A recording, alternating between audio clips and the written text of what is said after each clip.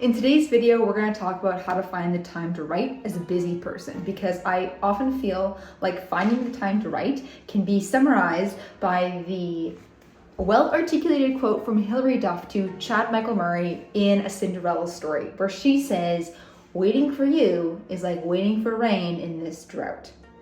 That's how I feel when it comes to finding time to sit down and do these creative projects. It's like I'm waiting around for rain in a drought.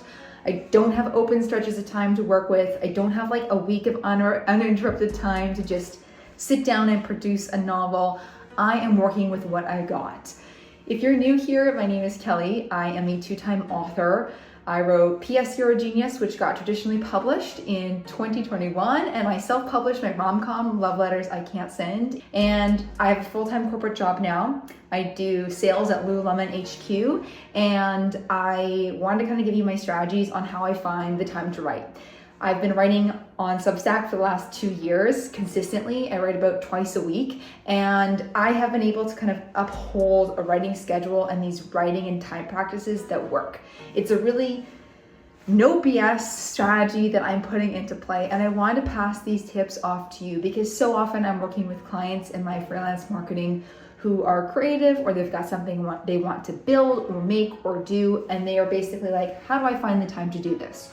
Or they want to be writers and they want to generate work, and they're like, where does the time come from? Because you've got a life, maybe you have kids, maybe you've got parents, you've got a phone bill that needs to get paid on time. So in today's video, I'm going to give you some of my best tips. I do want to make a quick note here. Writing is a privilege, and I have a lot of privilege, and I am very grateful that I have the time to write. I do want to say that because that's not always addressed in these finding time to write kind of videos.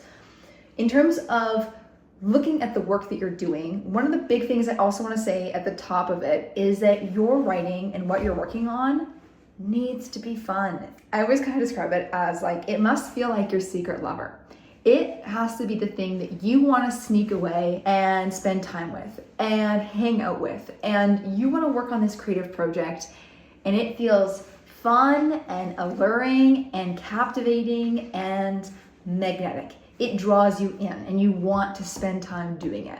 Your writing projects and your creative work need to feel like that secret lover. Think about somebody where you felt really infatuated and enamored with them. So say, for example, I think about my high school boyfriend.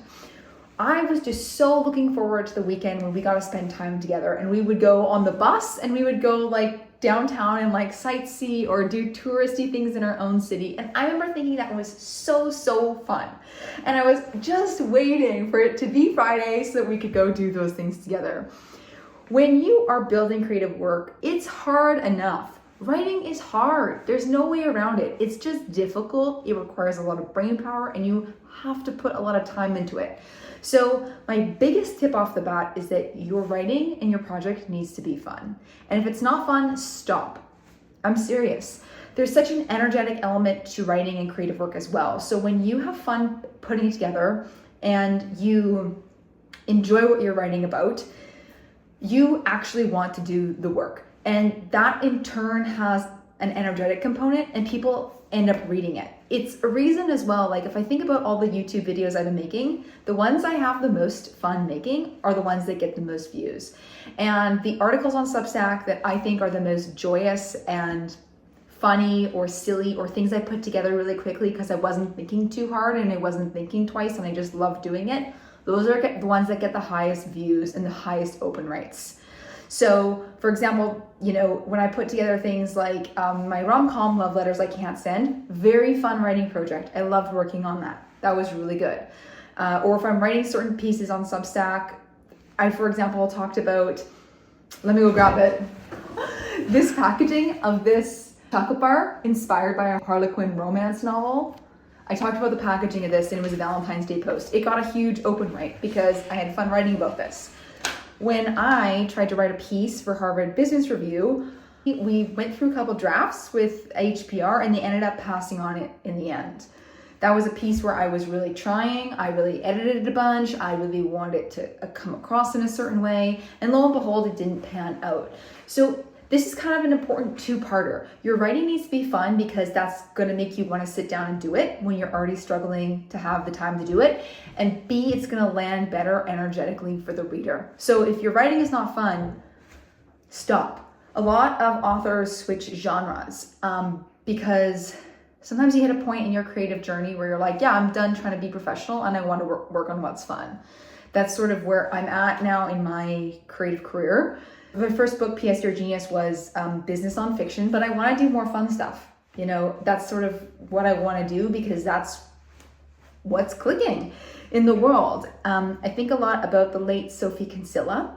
Her real name is Madeline Wickham, and she published first under Madeline Wickham, and she did a bunch of more serious novels. And then she wanted to kind of change it up. She wanted to write a fun book about a girl who was a little bit of a shopaholic in London and was going to all these different stores and trying on all this different stuff. And she wanted to write something fun. And that's when she took on her pen name of Sophie Kinsella and started writing Confessions of a Shopaholic. And lo and behold, what book got turned into a film and became like a super New York Times bestseller series?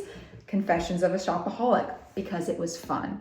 And that's the kind of writing you want to sit down and do. So first things first, ask yourself, is the project that I'm working on, does it feel like I am running away to spend time with a secret lover?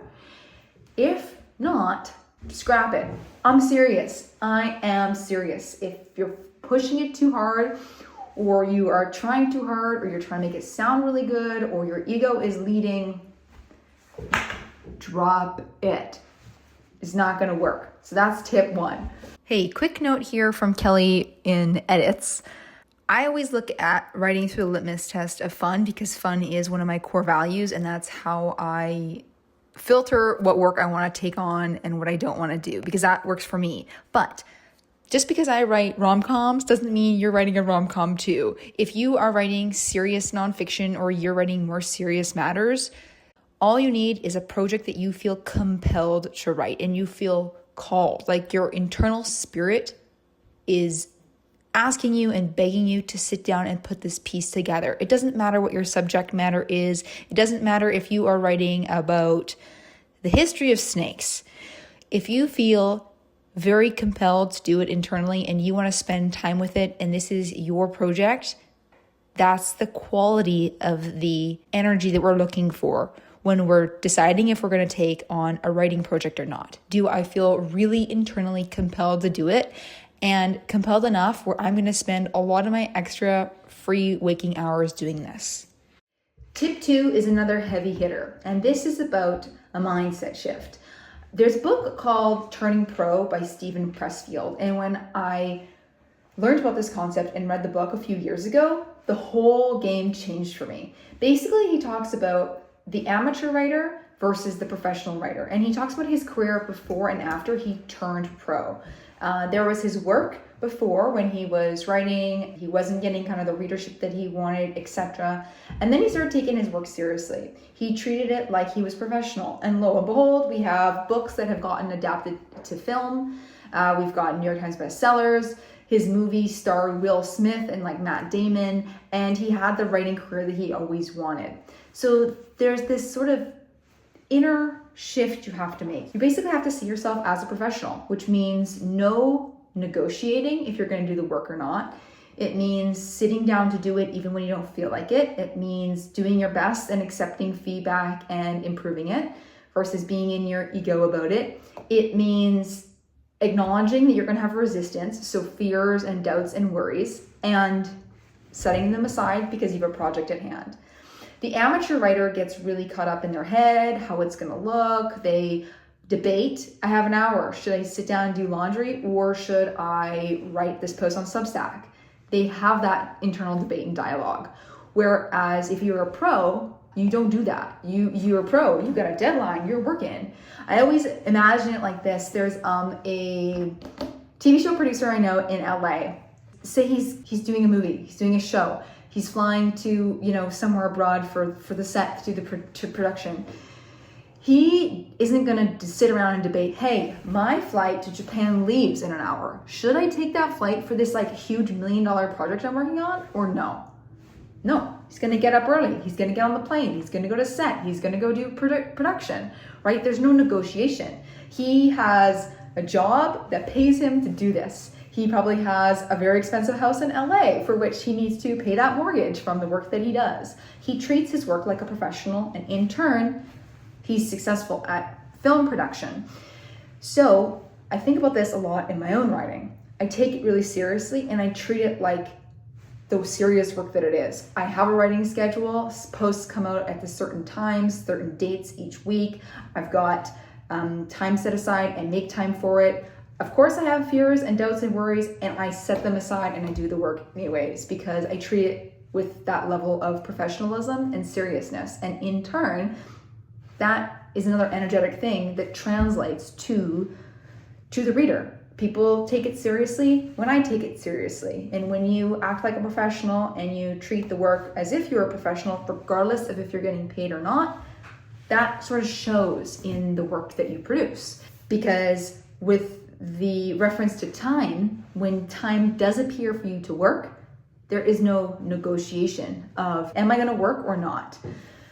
For me, I really struggled with the trade-off of doing chores around the house or doing my creative work. The pantry is immaculate when I'm procrastinating on writing because I know for me, I'm like, well, I've got an hour or maybe I got 15 minutes or 45 minutes. And it's like, I could do dishes and laundry and I don't know, organize the vitamins, or I could sit down and write. Obviously, sitting down to write is way harder. And we know in our minds through all the neural pathways that have been built, like if I do the laundry and I organize the pantry, I will get a distinct outcome. But if I sit down to write, it's not as clear cut as an outcome. But when you're a professional, and this is the practice that I've had to develop, is noticing that thought of, yes, okay, I could do the laundry for the next, say, hour, chores around the house for the next hour, 45 minutes to an hour in this lull of time, or I could sit down and draft something for Substack, or come up with some ideas, or I could pull some photos from my camera roll that I had saved for later for writing a post. I could basically do something that a professional would do. So that is my second big tip for you, mentally deciding to turn pro. My third tip is to figure out your golden hours, which I describe as the hours of the day in which you are most productive. I talk about this concept inside PS You're a Genius, and I leverage it quite frequently. So our energy ebbs and flows throughout the day. So it's best if you can align your genius and the work that you were born to do with the hours of the day in which you are most productive. And that way you can kind of metaphorically squeeze the most juice out of the time that you do have. So for example, I am most productive between waking hours and noon, sort of when I eat lunch. But that's when I know I have the most creative energy. And I do try to do my hardest tasks first. It's the eat the frog method from Brian Tracy. And if you really want to kind of maximize the time that you can put in and sort of kind of go quantum, almost like using exponentials versus just doing multiplication with the energy and the time you invest, try to write during the time pocket of the day when you're most productive. So for me, first thing in the morning, right after I have like a coffee and a little bit of a warm up, I want to get into the work, and I want to get into really that high output, difficult, time consuming work first. The writing, the hitting the word count for the day, the toughest part of the creative process, or anything else that requires a ton of brain power and creative capacity. I try to do that thing first in the morning. So that could look like you doing that on your day off, first thing in the day. That could look like waking up early before your corporate job to do a bit of that. If you have pockets of time in the morning, say before client work, if you're doing client work, you're kind of squeezing it in then.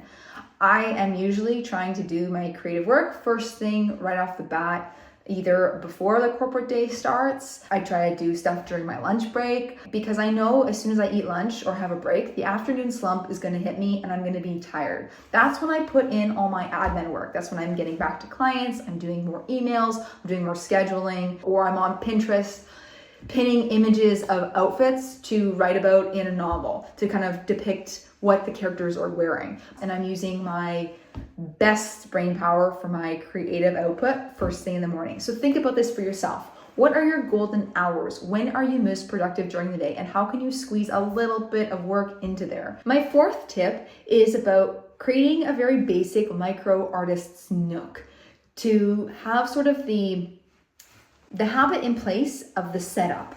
I like to always write in the same spot on the desk with the same tools. And this just sort of helps decrease the decision making around when you have 20 minutes to write. You're like, okay, I know where I'm gonna sit down and do the work, and I'm gonna have my tools there. It's sort of the same thing if you had a bag of crochet hooks and yarn, and you always had all of your knitting stuff in the same bag. And when you wanted to knit, you're like, oh, well, I know where the bag is, and I'm gonna go get it, and I'm gonna bring it out. We wanna have that in place to build that habit so that it's easy and it's frictionless. This is also really important because you're gonna lose time if you're like, do I write from the couch today? Do I sit at my desk? Do I write from my bed? And then you start writing from your bed, and then you're gonna be writing like this, and then you're gonna hurt your neck.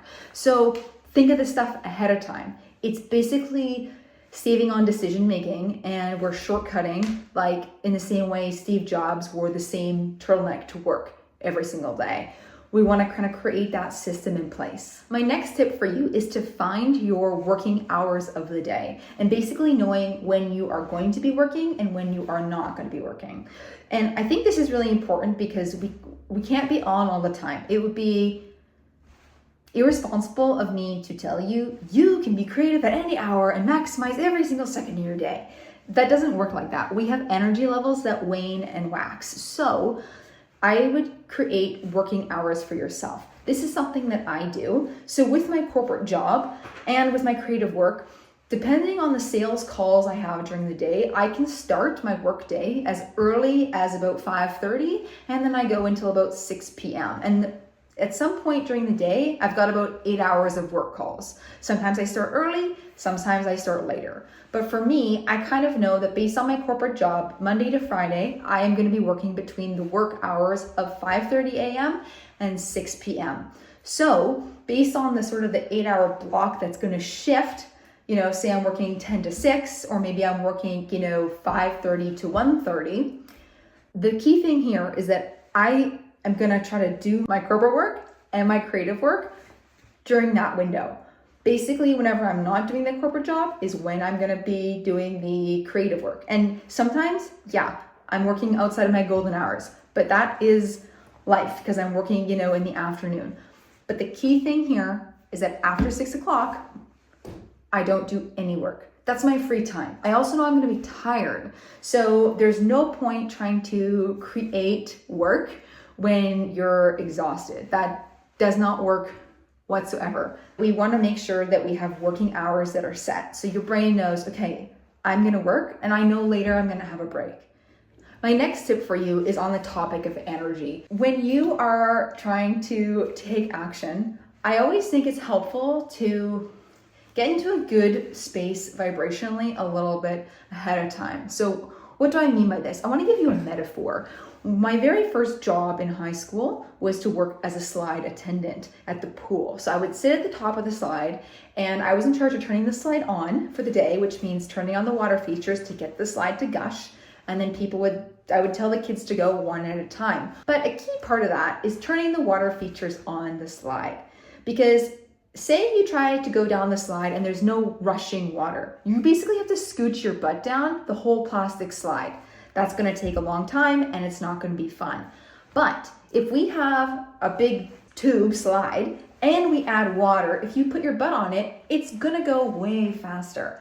That's sort of the same thing as when you're in a good energy state and you're in a good space and then you sit down to work, your writing and your creative work is going to be a lot better. But when we're tired, we're hungry, we're sad, we're upset, we're in a frustrated state, and then we sit down to work, the writing is a lot harder. It's like scooching your butt down manually down the slide with no waterworks going. So take 5 minutes, get yourself into a better place energetically. Have a tiny little routine you can reach for that kind of makes you feel good. Maybe that is making a cup of coffee. Maybe that's putting on a podcast. Maybe it is changing your outfit into something really comfortable, but something that makes you feel good. If you have the opportunity, maybe it's going for a walk, etc. Just something to kind of get you into a better energy space. This is a nice tip for when you have the time.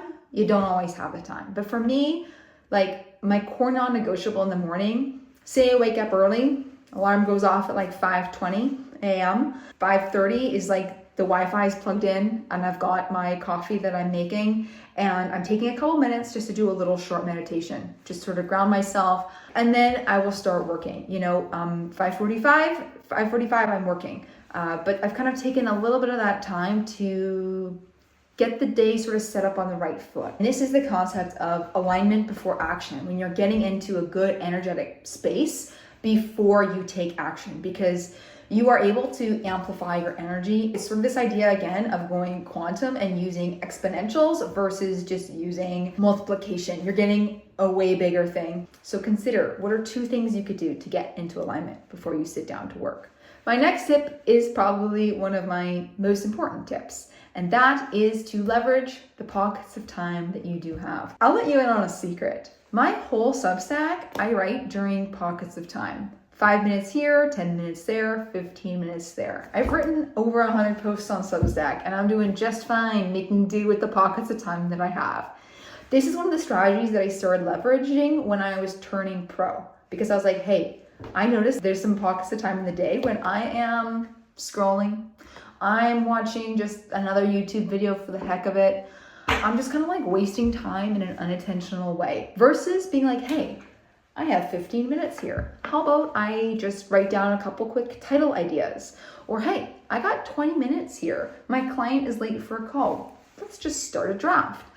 It's basically stealing back these pockets of time in your day over and over and over and over again. And by the end of the day, I've kind of created enough pockets of time to get basically a good draft done, good draft post of a Substack, okay? That's pretty good. If you pull back enough of these chunks, you can kind of build something over time. It's not exactly groundbreaking, but it's really realistic and practical as an adult and as a working professional with a corporate job. So I use my lunch break to work. For example, I was waiting in line at the pharmacy for a pickup of an item. I was waiting at the dentist in the dentist chair. I was literally like writing down title ideas for a Substack because the dentist was late. Basically, I'm starting to steal back these pockets to do work. This has been very effective for me. So really ask yourself, where could I start being more intentional with my use of time and stealing back pockets to make something? My next tip is finding time adjacent. It's not exactly how I find time, but it's a part of it. It's how I generate more time to do my creative work. And that is through removing sort of distractions and simplifying my life. This is where I got the tip from Chris Bailey, a Canadian author. He talked about having basically 1 day a week where you batch all your life admin tasks and basically reclaim your time to be more productive by basically doing it all in one go. So maybe it's the day, and obviously we can't all do this because we all have lives, people, etc., appointments, dependents, but think of it where you can. So for me, it's like my errands day. I'm doing all the errands in one go. It's stacked and packed as much as I can so that I can have other days more free. Just think about that for you. 2 things you can do to simplify your life. My next tip is also about getting time back, and that was getting rid of social media. I love Cal Newport, who wrote Deep Work. He's a New York Times bestseller. He also talks a lot about productivity and those kinds of things. And he has no social media. And he's a New York Times bestselling author. So he was my expander, as Lacey Phillips would say, in just being more intentional with time. So if you find yourself doing a lot of scrolling,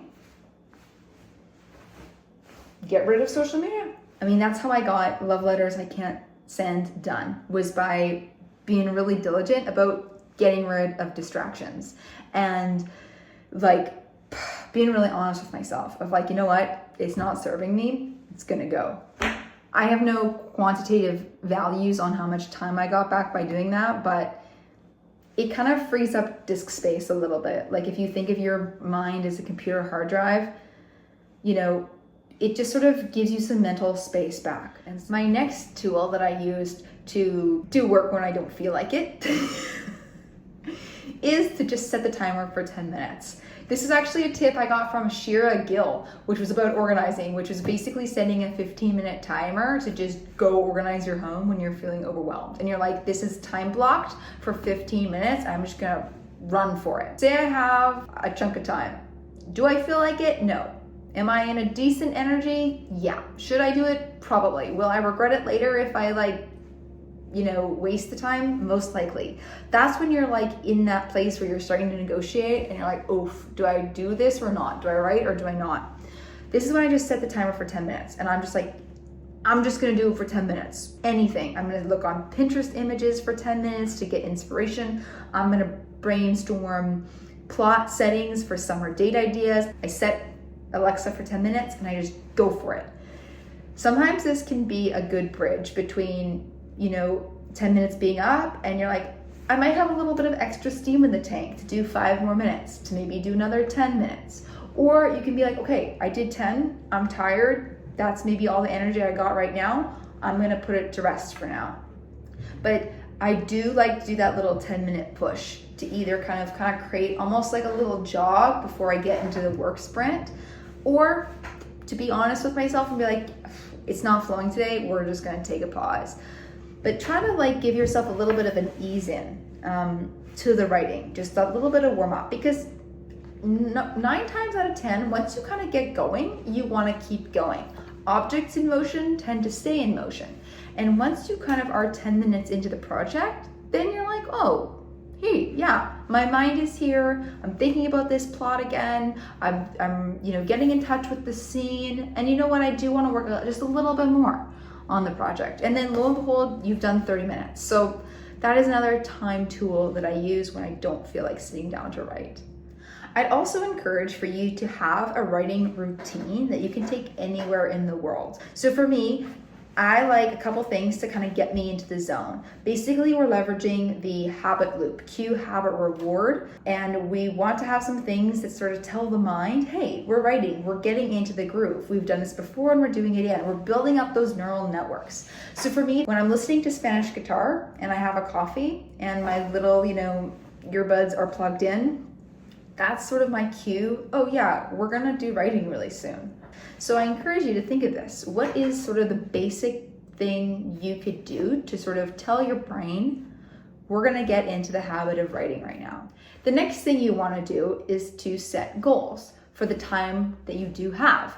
So I like to go into the time block with a bit of a goal. So it could be as simple as, I need to find a title for this Substack post, or I want to do 2,000 words, or I want to spend 2 hours of writing. I will use Toggle, the free time tracker, to track my time. I would pick a goal going into that time so that did I hit the goal or not? When I'm working on a book project, I will write on paper the starting number of my word count and the number when I'm done to see progress.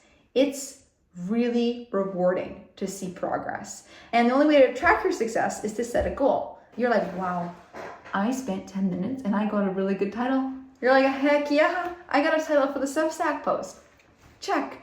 It feels good to give yourself a check mark. Another tip that I'm using when I'm writing is to really not be a perfectionist. Because I have a track record of making things, I know that all of the magic happens in the edits when you're doing writing. And if you think about the metaphor of a cake, you get an edible cake when it's baking in the oven for the last 30 minutes. When you make the batter, when you gather the ingredients, when you crack the egg, that is an inedible cake. You only get a cake at the end, in the last 30 minutes. That is literally the exact same thing with all of my writing. All of my books have looked like honest garbage. And all my Substack posts are utter trash until the last 2 times I edit it. And then I'm like, how did this get so good? Where did this come from? This looked like garbage. That's because every time you go over it, you change it and you edit it and you go over it with a fine-tooth comb, and through all of the edits, it finally looks good. And after 30 minutes in the oven, the cake is finally baked. But when you have 30 minutes to work on your Substack on your lunch break, do not waste your time. Do not waste your time. Are you listening to me right now? Being a perfectionist about it. Going back, being hard on yourself, getting caught up in your fears and doubts and worries. The singer, the artist Pharrell, who sang Because I'm Happy, remember that good song? He had an interview where he talked about making a list of all of your fears and doubts and worries towards your creative work. and then just setting that aside because that gets in the way of your process. Creative advice that I would give: write down all your fears, your flaws, your insecurities, the guilt, the pressures.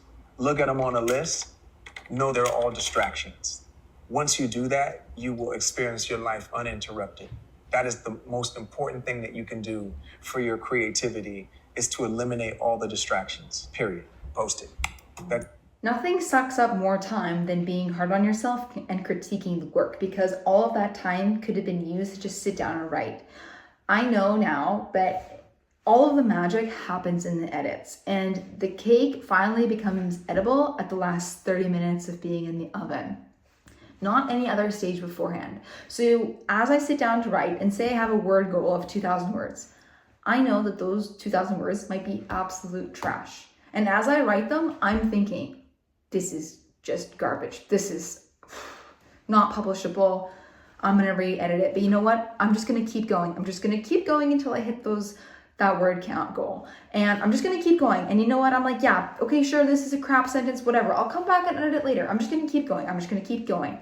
Because that helps you build the momentum and actually finish the draft. That helps you actually finish the first draft of your novel. But if you write the sentence and then you start critiquing it, and then you backspace, and then you try to make it eloquent, and then you're like, oh, this is not very good, I should stop, I'm a really crap writer, nobody's gonna publish this. When we get into that spiral, and you know what we're not doing? We're not writing. And you can't edit air. You have to have work on the paper in order to edit it. So do not be hard on yourself during the process. And remember that, like, yeah, fears, doubts, and worries are all gonna come up. And feelings towards your work is natural and normal. You have to set all of that aside, because that's gonna waste your time as you think about it during the precious 30 minutes of your lunch break. All right, friends, that is all for today. The iPhone has already tried to dial on me many times, so we're gonna sign off here. Thanks for watching. I'd love to know in the comments what the #1 most helpful thing for you was. And please subscribe to the channel. I would absolutely love to have you here as we continue to grow and build our community together. If I could summarize it up for you: steal back your 15 minutes of time, treat your work like you're a professional, turn pro, and have your tiny little writing routine that you can take anywhere in the world and just get going. All the magic happens in the edits. That is what's most helpful for me. And I wish you well in your writing endeavors. Bye for now.